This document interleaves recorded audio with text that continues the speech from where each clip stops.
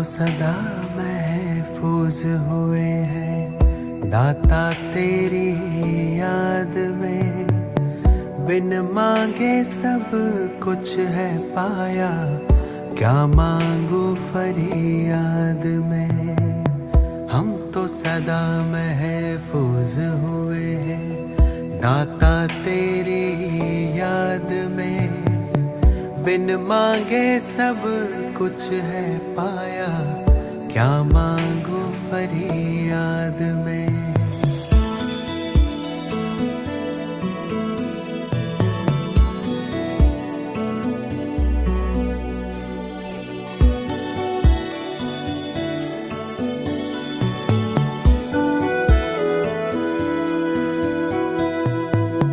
तू ही समझता दिल को हमारे, करता मेरी हिफाजत है। तुझ पर ही तो हक है सारे, तू ही मेरी ताकत है। तू ही समझता दिल को हमारे, करता मेरी हिफाजत है।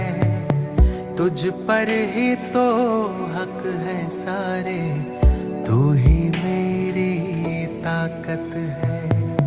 तू ही सबसे पहले दिल में, बाकी सब है बाद में। हम तो सदा महफूज हुए हैं भगवन तेरी याद में। तू ही सबसे पहले दिल में, बाकी सब है बाद में। हम तो सदा महफूज हुए हैं भगवन तेरी याद में।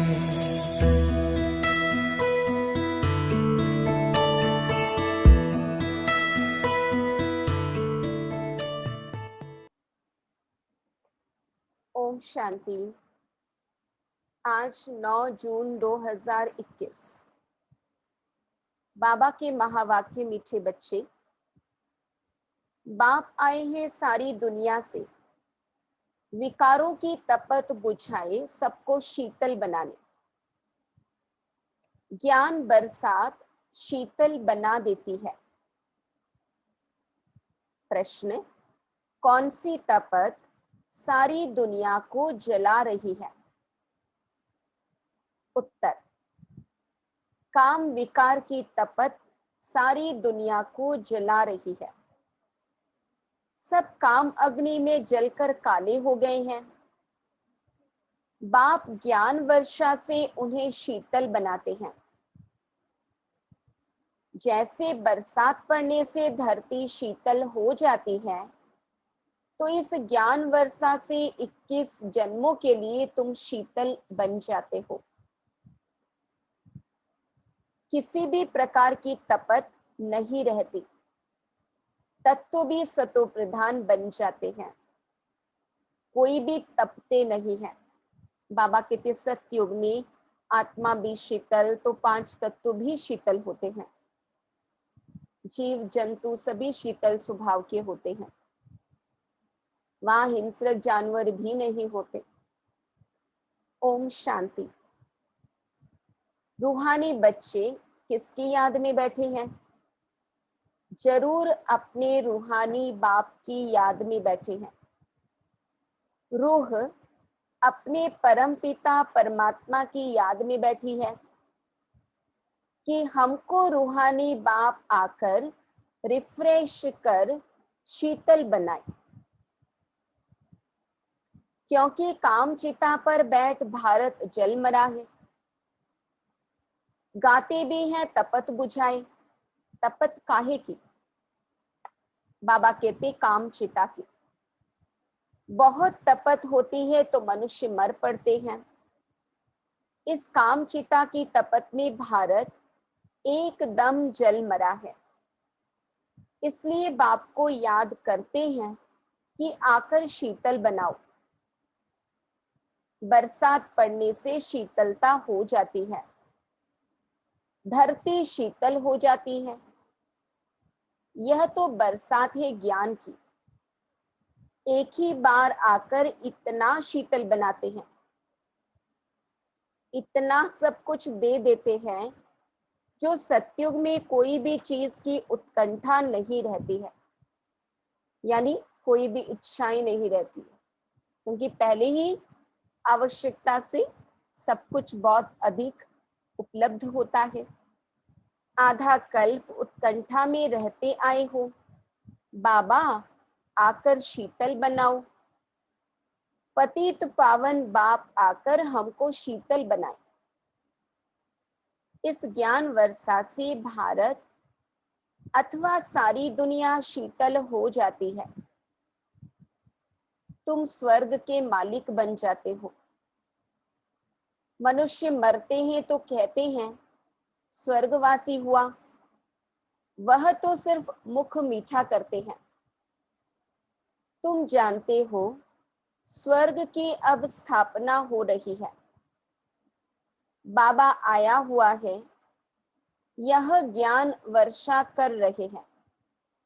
शीतलता का असर 21 जन्म रहता है। वहां न बरसात, न किसी भी चीज की इच्छा रहती है। सदैव बाहर ही बाहर रहती है। वहां कोई भी प्रकार का दुख नहीं रहता। सूर्य भी सतो प्रधान बन जाता है, कभी तपत नहीं दिखाते हैं। तुम सारे विश्व के मालिक बन जाते हो। अभी तो गुलाम है ना, गाते हैं मैं गुलाम तेरा, बाप को याद करते हैं। अब बाप कहते हैं तुम्हारी सेवा में मैं तुम्हारा गुलाम आकर बना हूं। तुम बच्चों की सेवा करता हूं। पराए पतित देश, पतित शरीर में मैं आता हूं। इस पतित दुनिया में एक भी पावन हो नहीं सकता। सतयुग को पावन, कलयुग को पतित कहा जाता है, क्योंकि सब विकारी हैं। भारतवासी ही इस नॉलेज को समझेंगे। जिन्होंने 84 जन्म लिए हैं वही यह नॉलेज सुनेंगे। वह जो सतयुग त्रेता में आने वाले हैं वही आकर ब्राह्मण बनेंगे।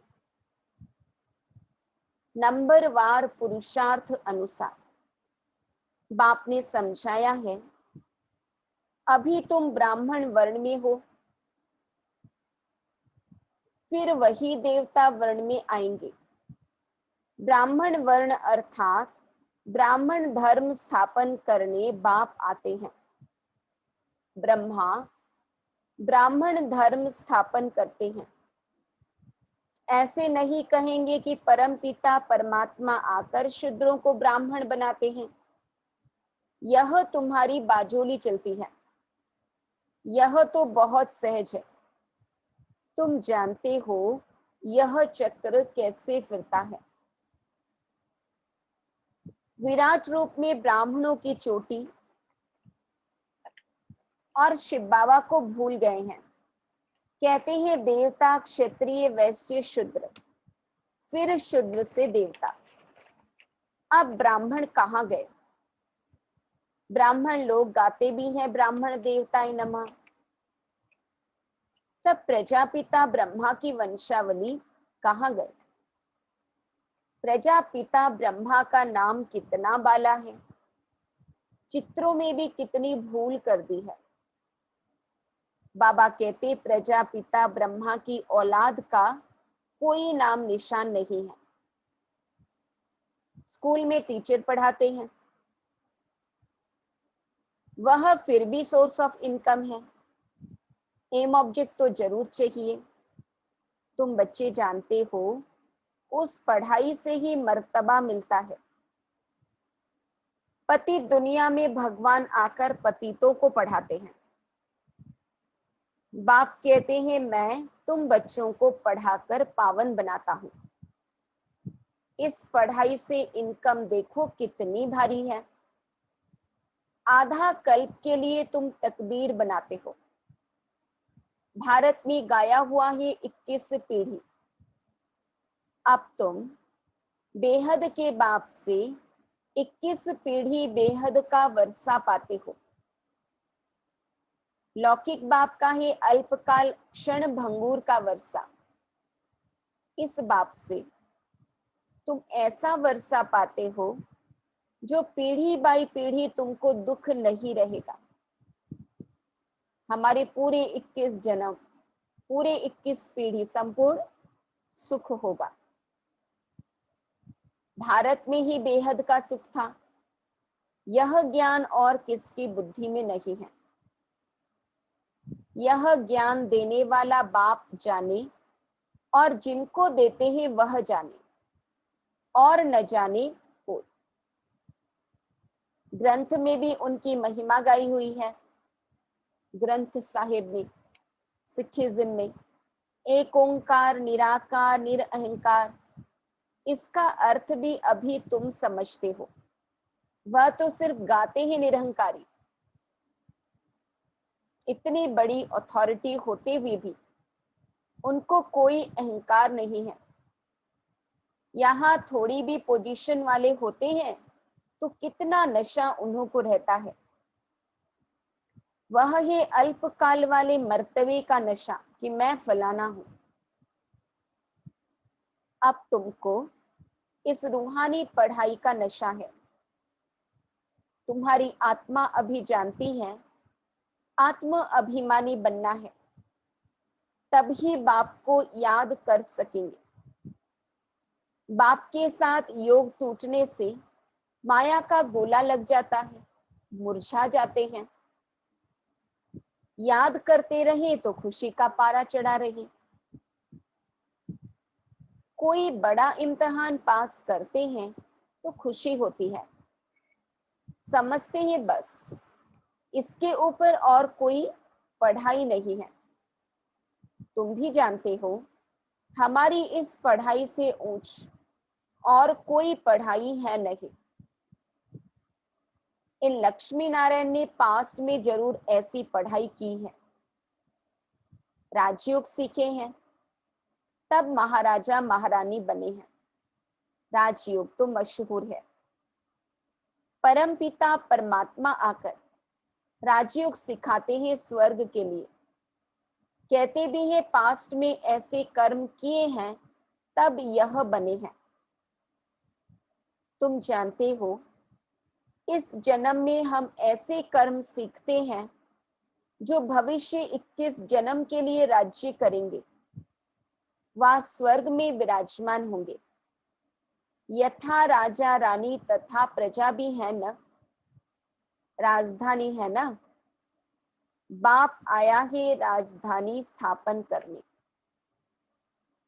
फिर तुम जाकर 21 जन्म पालना करेंगे। 63 जन्म तो दुख भोगा है, वह सब खत्म हो जाएंगे। भारत को स्वर्ग कहा जाता है, अभी तो नर्क है। सृष्टि कितनी बदल गई है। वह राजाई कहाँ चली गई। रावण राज्य शुरू होने से फिर तुम पतित बन जाते हो। बाप कहते हैं तुम अपनी 84 के चक्र को नहीं जानते हो। अभी तुम बच्चों को बार बार समझाया जाता है तुमने 84 जन्मों का चक्र पूरा किया है, अभी तुम्हारा यह अंतिम जन्म है। अब फिर से अपना वर्षा लेना है। तुमको मुक्ति धाम में बैठने जाना है। तुम्हारा ऑलराउंड पार्ट है। ऐसे बहुत हैं जो सतयुग से लेकर द्वापर कलयुग तक भी मुक्ति धाम में रहते हैं। मेजॉरिटी टाइम वो ऊपर परम धाम में बैठे रहते हैं, थोड़ा सा ही उनका पार्ट होता है। बाबा कहते ऐसे नहीं कहेंगे यहाँ आने से मुक्ति धाम अच्छा है। बाबा कहते वह तो मच्छरों सदृश हो गया। थोड़ा ही समय पाठ बजाने के लिए आए और गए। तो बाबा कहते आया और यह गया। मनुष्यों की महिमा गाई जाती है। यह मंदिर किसके हैं। बाबा कहते जो आए जो आए और गए उनकी महिमा नहीं होती, जो शुरू से आते हैं। बाबा के इतना आदर्श जीवन जीते हैं कि उनकी महिमा होती है। यह मंदिर किसके हैं? जो शुरू से लेकर पाठ बजाते आए हैं, उन्हों के ही यादगार बनते आए हैं। पिछाड़ी में जो आते हैं उन्हों का यादगार है क्या? कुछ भी नहीं। तुम्हारा कितना भारी यादगार है। सबसे जास्ती तुम पाठ बजाते हो। तुम अपनी प्रारब्ध का टाइम पूरा कर जब भक्ति मार्ग में आते हो, तब फिर तुम्हारा यादगार तथा शिव बाबा के मंदिर बनने शुरू होते हैं। फिर और धर्म आते हैं, उन्हों का धर्म स्थापन होता है। तुम अपनी हिस्ट्री ज्योग्राफी भी जानते हो और सब धर्म वालों की भी जानते हो। बाबा कहते हम अपनी भी जानते हैं हिस्ट्री ज्योग्राफी, और बाकी अन्य धर्म वालों का भी जानते हैं। बाबा ने हमें बताया है 84 जन्मों की सीढ़ी है। पहले हम स्वर्ग में आते हैं, फिर उतरते कैसे हैं यह तुम्हारी बुद्धि में है। हर एक जन्म में भिन्न नाम रूप वाले मित्र संबंधी आदि मिले हैं। यह सब ड्रामा में तुम्हारा पाठ पहले से ही नुंधा हुआ है। यह बेहद का ड्रामा है जो हूबहू रिपीट होता है। तुम जानते हो हम सो देवी देवता थे जो 84 जन्म में शूद्र बने, फिर हम सो देवी देवता बनते हैं। मनुष्य तो कह देते आत्मा सो परमात्मा। वास्तव में हम सो का अर्थ यह है, वह फिर कह देते आत्मा सो परमात्मा, परमात्मा सो आत्मा। रात दिन का फर्क है ना। तुम अभी इन सब बातों को जानते हो। तुम भी पांडव बने हो। कौरव पांडव भाई भाई थे ना। अभी बाप मिला है तो तुम कौरव से पांडव बने हो। बाप तुमको दुख से लिबरेट कर गाइड बन ले जाते हैं। घर का तो किसको पता नहीं है। वह कहते हैं आत्मा ब्रह्म में लीन हो जाएगी, तो घर थोड़ी ठहरा, घर में तो रहा जाता है। उनको इनकॉर्पोरियल वर्ल्ड कहा जाता है। अभी तुम बच्चे जानते हो हम निराकारी आत्मा निराकार वर्ल्ड में बिंदी मिसल निवास करते हैं। वहां भी निराकारी झाड़ है। यह ड्रामा बना हुआ है। बीज और झाड़ को जानना है। इसका नाम ही है वैरायटी धर्मों का झाड़। यह मनुष्य सृष्टि है। इनका बीज रूप बाप है। कितनी वैरायटी है। हर एक धर्म वाले के फीचर्स न्यारे, फिर यहां भी एक की शक्ल न मिले दूसरे से। यह भी ड्रामा बना हुआ है। कल्प वृक्ष की आयु 5000 वर्ष है। यह बाप ही समझाते हैं। मनुष्य एक्टर्स हैं, यहाँ पार्ट बजाने आते हैं। यह मांडवा है, स्टेज है। रोशनी के लिए सूर्य चांद आदि हैं। यह कोई देवता थोड़ी है, यह तो बत्तियां हैं। बाबा कितनी स्पष्ट बातें बताते हैं कि इस बेहद सृष्टि रंगमंच को रोशन करने के लिए सूर्य चांद सितारे ये है बत्तियां। परंतु सर्विस करते हैं इसलिए देवता कह देते हैं। जो देता है सो देवता है। जो किसी भी रूप से कल्याण करते हैं, उपकार करते हैं, उनको देवता माना गया है। वास्तव में देवताएं कोई सर्विस नहीं करते हैं। सर्विस तो तुम बच्चे करते हो। हम संगम युगी ब्राह्मण औरों का दुख हरते हैं, औरों को सुख देते हैं, शांति देते हैं, शक्ति देते हैं। तो बाबा कहते सेवाधारी स्वरूप तो ब्राह्मण स्वरूप है। बाप ओबीडियंट सर्वेंट है। बच्चे दुखी होते हैं तो बाप को तरस पड़ता है। बाप आए हैं समझाने। तुम बच्चों को फिर से सो देवी देवता पद प्राप्त कराने आता हूं। चढ़ती कला उतरती कला हर चीज की होती है। पुरानी दुनिया को तमो प्रधान, नई दुनिया को सतो प्रधान कहा जाता है। हर एक चीज नई सो पुरानी होती है। आत्मा कहती है यह शरीर भी तमो प्रधान पतित है। यह सतयुग में आत्मा और शरीर सतो प्रधान थे, माथा नहीं खपाते थे। आत्मा को अब ज्ञान मिला है ना। सतयुग में हमारी स्थिति क्या थी, अभी क्या बनी है, ये सारा ही ज्ञान अभी बाबा दे रहे हैं। स्मृति आई है, हम 84 जन्म लेते हैं। यह राज बेहद का बाप समझाते हैं। दुख में बाप को ही पुकारते रहते हैं, रहम करो हे दुख हरता सुख करता। भारत ही सबसे सुखी था ना। भारत जैसा पवित्र खंड और कोई हो नहीं सकता।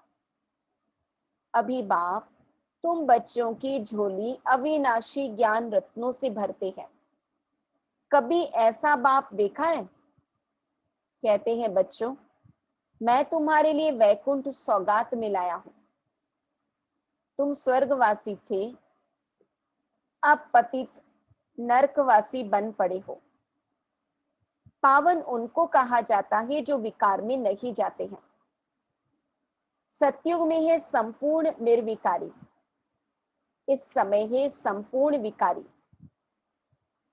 बाप कहते हैं तुम भी संपूर्ण निर्विकारी थे, अब संपूर्ण विकारी बने हो। फिर संपूर्ण निर्विकारी देवता पद पाना है बाप को याद करने से। अक्षर देखो कितने अच्छे हैं, मन मना भव। मुझ बाप को याद करो तो तुम तमो प्रधान से सतो प्रधान बन जाएंगे। मैं सर्वशक्तिमान हूं ना, मुझे याद करो। याद को ही योग अग्नि कहा जाता है, जिससे तुम्हारे पाप दग्ध होंगे, तुम पवित्र बन जाएंगे। अच्छा, मीठे मीठे सिकीलधे बच्चों प्रति माता पिता बाप दादा का याद प्यार और गुड मॉर्निंग। रूहानी बाप के रूहानी बच्चों को नमस्ते। हम रूहानी बच्चों की रूहानी बाप दादा को याद प्यार गुड मॉर्निंग, नमस्ते नमस्ते नमस्ते। धारणा के लिए मुख्य सार, रूहानी पढ़ाई के नशे में रहना है। बाप समान निरहंकारी बनना है। पोजीशन आदि का अहंकार नहीं रखना है। अपनी झोली ज्ञान रत्नों से भरनी है। संपूर्ण निर्विकारी बन देवता पद पाना है। कभी भी मुरझाना नहीं है। वरदान, सर्व आत्माओं के पतित संकल्प व वृत्तियों को भस्म करने वाले मास्टर ज्ञान सूर्य भव। जैसे सूर्य अपनी किरणों से किचड़ा गंदगी के कीटाणु भस्म कर देता है, ऐसे जब आप मास्टर ज्ञान सूर्य बनकर कोई भी पतित आत्मा को देखेंगे तो उनका पतित संकल्प, पतित वृत्ति व दृष्टि भस्म हो जाएगी। पतित पावनी आत्मा पर पतित संकल्प वार पतित पावनी आत्मा पर पतित संकल्प वार नहीं कर सकता। पतित आत्माएं पतित पावनियों पर बलिहार जाएंगी। इसके लिए माइट हाउस अर्थात मास्टर ज्ञान सूर्य स्थिति में सदा स्थित रहो। सर्व आत्माओं के पतित संकल्प व वृत्तियों को भस्म करने वाले मास्टर ज्ञान सूर्य भव। स्लोगन,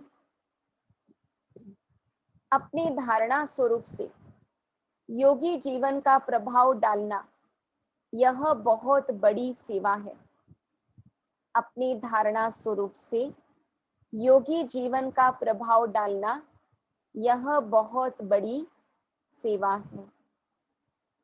ओम शांति।